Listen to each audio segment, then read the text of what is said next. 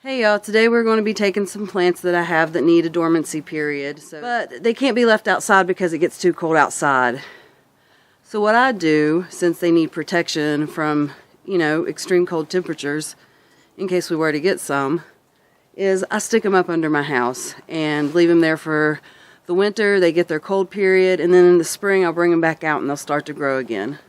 So the first things that I have right here are my amaryllis, and yes, it's the amaryllis you get around Christmas time.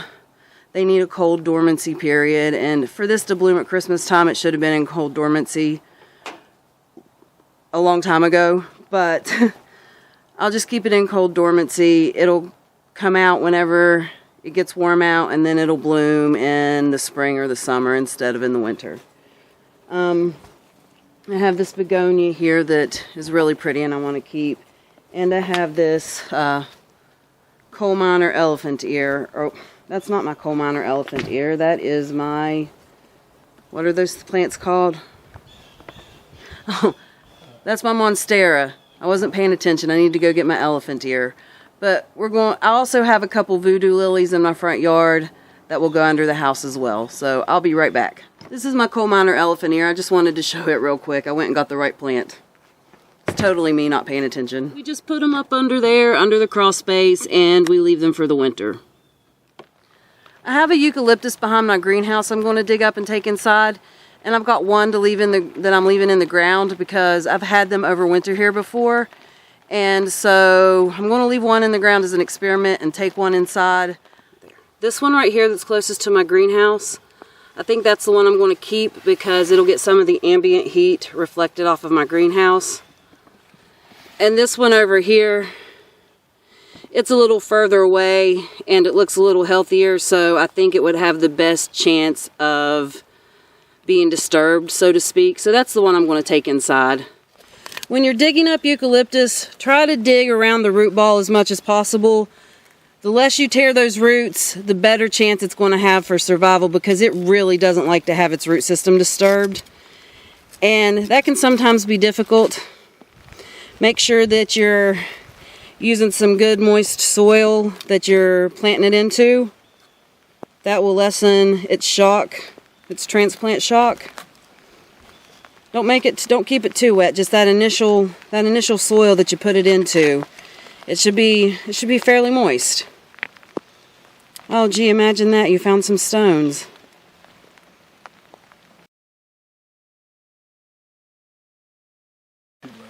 Yeah, this thing may or may not make it. But I'm going to give it a chance. We'll see what happens. Today I'm going to be planting a couple shrubs I have that need to be planted before it gets really cold. And so we're just going to go do that. I have a summer wine 9-bark, a little devil 9-bark, a willow leaf, or a sage leafed willow, and 2 Baptisias that I need to plant. I dug those up with you guys on an earlier video. They were in an area where they weren't getting enough sun. And if you watched that video, I had to search for the 9-barks. I did not know where they are. Or where they were. I had to search for them because they were hidden amongst weeds and they were in an area where they weren't getting enough sunshine. The Baptisia I grew from seed, and the sage leaf willow I got from Lowe's at, I want to say probably 2 to 3 months ago. It was I'd say it's midsummer when I got those, and I just haven't planted it yet, and I want to get them all in the ground before the ground freezes and before the weather gets too cold. They'll have a lot more protection at their roots if they're in the ground and they get the benefit of the thermal mass of the ground that they're in. I have this place up here in my field that I tarped off. It hasn't really been tarped long enough, so I'm expecting to find some weeds when I pull it back because it's only been tarped for like 2 or 3 weeks. And it's not been in the hottest part of our weather. So, it's been pretty warm. It's also been pretty cool. But my point being is it wasn't in the summer, so it doesn't get quite the benefit of it getting cooked off the same way because the sun hasn't been as intense. I tarped this off because I knew I was gonna plant these bushes here, and even though it probably didn't kill everything back, it's going to be much better than it would have been had I not tarped it at all. So let's go peel back that tarp, and then I'll start placing these plants to see how I want them to be up here. All right, here's the tarp. I'm going to go ahead and pull it back. I'm going to set you guys down and we'll see what's underneath. I can already see that the grass isn't completely dead because it's puffed up. But it should be better than it would have been.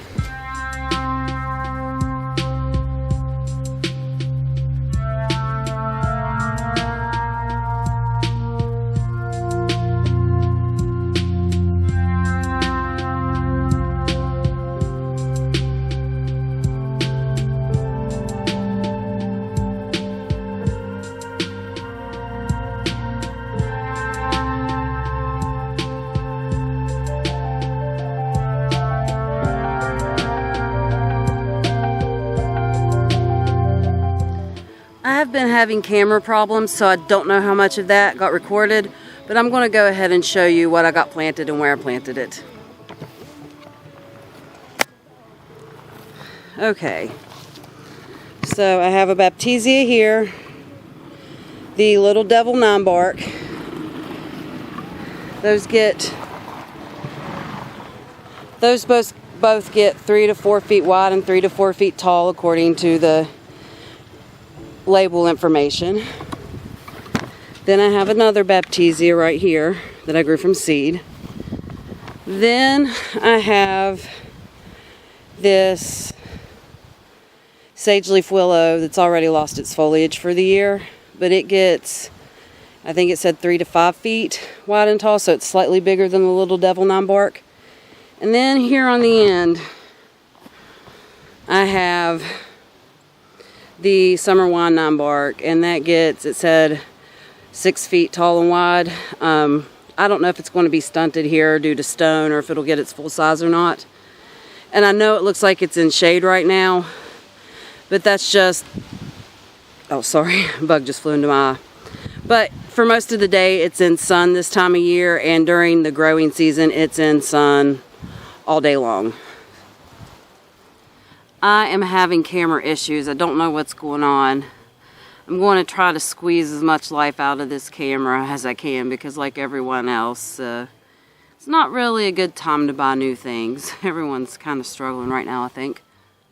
Anyways, back to the plants.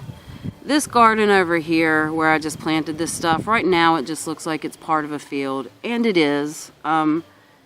Eventually, I want to fill this in with beautiful flowers. It's not necessarily my priority, but it was a priority for me to get those shrubs and plants in the ground because they needed to be in the ground. They didn't need to spend the winter in a pot. You know, if we had an extremely cold winter, there's a chance they wouldn't have made it. So, of course, for the best fighting chance, I'm going to put them in the ground. We'll see if this ends up being the right spot. It's much sunnier down here than it was where they were before. And they'll be the backdrop for some beautiful bulbs eventually, because I want to put daffodils and irises and all that kind of stuff here. Stuff that the deer won't eat, the bunnies won't eat, the groundhogs won't eat. Hopefully. They'll eat anything if they're hungry enough. Well, just about anything. From this point out, as the weather starts to get colder, it's just going to be clean up and prep for next spring as much as possible. I think I've planted everything that needs planted before winter comes.